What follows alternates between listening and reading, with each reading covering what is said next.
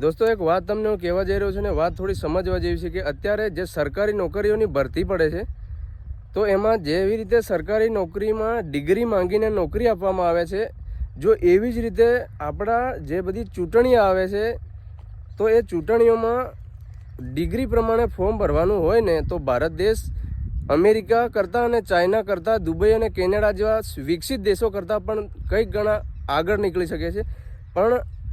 જ્યાં એટલું બધું ગંદુ શાસનતંત્ર છે કે એક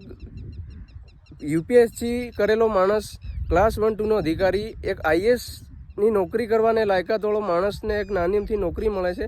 અને 10-12 પાસ જે અનપઢ છે, જેમને બંધારણની કોઈ ખબર નથી, જેમને ઇતિહાસની કોઈ ખબર નથી, એમને મોટા નેતા બનાવી દેવામાં આવે છે.